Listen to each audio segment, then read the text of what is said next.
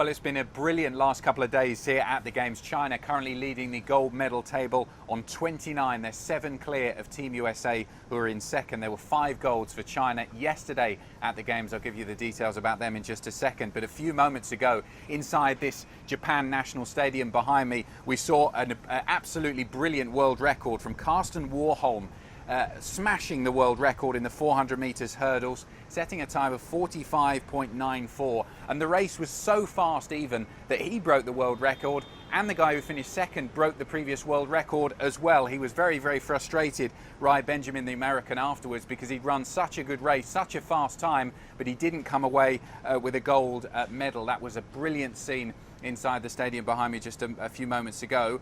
Yesterday at the Games, Wang Zhuyu won gold in the women's 87 kilo category in the weightlifting, her first Olympic medal, and another brilliant performance from a Chinese athlete here at these Games.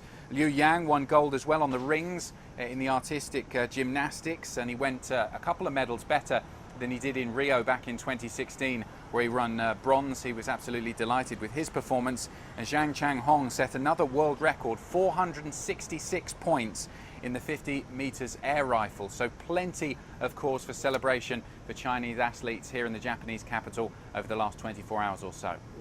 Well, Adam, some non-competition related matters. Japan's seeing rising COVID cases still, and we're hearing that they're limiting hospitalizations of patients to only those who are seriously ill. So bring us up to speed on the situation across the country, and is it affecting the Olympic Village?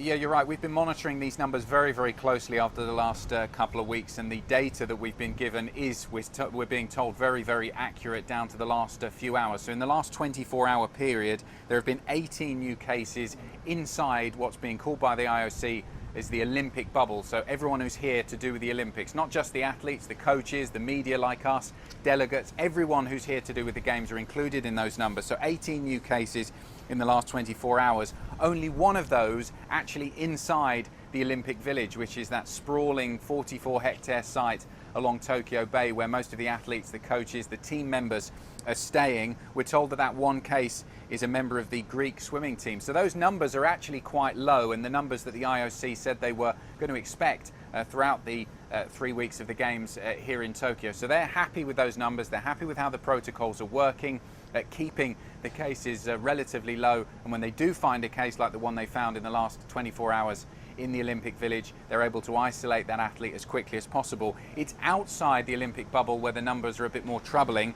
In terms of the new cases in the last 24 hours, we've seen around 3,000 per day in the last couple of days. So it has subsided slightly. At the back end of last week, we were seeing the highest numbers they've ever seen in Tokyo, right up near 4,000 per day, and that was causing significant worry, not just amongst the population here in Tokyo, but as you mentioned there, amongst health officials, as hospital beds started to fill up and they weren't able to perhaps look after people in the way they would have hoped in response to COVID here in Tokyo. And because of that, they've extended the state of emergency that we're currently in this part of Japan. Originally, it was mainly just the city of Tokyo, but they've now extended it to 4 prefectures, 3 of which surround this city. So they have looked to put in measures that are going to control those cases, and it looks to be working because, as I said, the numbers have dipped a little bit recently. But also we have seen protests in the last couple of days here that we hadn't really seen for about a week or so in Tokyo. It started to calm down. That the feeling amongst the population was that the numbers had been a bit more controlled in the population outside of the Olympic bubble. But with those numbers rising again, we saw quite a large protest in the center of the city yesterday. And I think unless they keep those numbers under control and they stay perhaps under 3,000 per day, I think those frustration amongst the locals here in Tokyo is going to start to grow even